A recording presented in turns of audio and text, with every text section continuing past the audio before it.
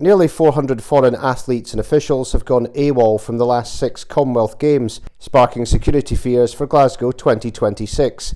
Event chiefs have been told to keep tabs on overseas camps after cops launched hunts for travelling competitors, coaches and even fans who vanished from the other host cities instead of returning home. Border officials lost track of 39 runaways the last time Glasgow held the Games in 2014, including a Ugandan rugby player who was caged for rape. Philip Pario, who's 33, who was granted asylum in the UK, got a 4 years and 6 month sentence at Cardiff Crown Court last February. Dozens more overstayed and applied for asylum or pleaded to remain. 40-year-old mum Stephanie Metcalf of Paisley was hounded by Team Pakistan boxer Nazir Khan, who's 26, for 17 months after he fled Birmingham 2024 and met her as she worked in a kebab shop. She told the Scottish Sun, "My life has been made hell. He gave me a fake name and lied for months about who he really was and is still free to terrorise me. Girlfriends have been sent to cause trouble, and friends tell me they've seen him near my home after he was convicted of stalking me. He's been told he will go to jail if he comes near me, but nothing has been done, despite repeated calls to the police.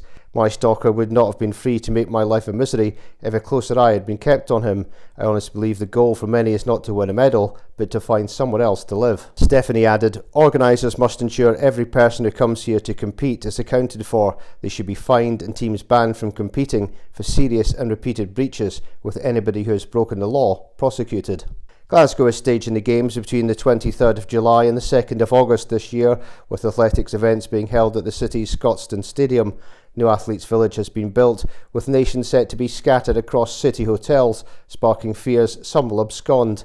At least 380 athletes, coaches, officials or relatives refused to leave or vanished at 5 of the 6 games held since 2002. Among them were 39 absconders and 27 who begged to stay or lodged asylum bids after Glasgow 2014. They included a sprinter and a cyclist from Sierra Leone and 2 rugby sevens players from Uganda, while 2 Cameroonian wrestlers disappeared from a pre-games training camp in Aberdeen. Australian authorities were left hunting 270 who went missing or refused to return home at the last 2 games held down under. A third of Team Cameroon's athletes vanished, while Rwanda's weightlifting coach snuck off during a competition toilet break as 230 fled the Gold Coast Games in 2018. Previously, 40 went on the run from Melbourne in 2006. Aussie taxpayers have been left footing a legal bill in excess of £1 million after many of those caught launched bids for asylum, with at least 217 rejected.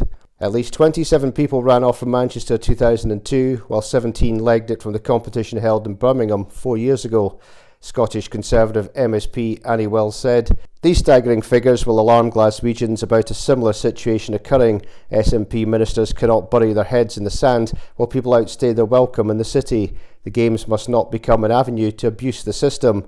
A spokesman for Reform UK said, "The UK is not a meal ticket for people coming from the most impoverished countries. It is reasonable to expect that the Scottish Government would call for the Commonwealth Games to impose penalties on countries from which people consistently abscond. People in Britain should not have to worry about the risks associated with hosting global events that are intended to be safe and enjoyable occasions." A Scottish Refugee Council spokesperson said, "Anyone at risk of persecution or harm can apply for asylum in the UK."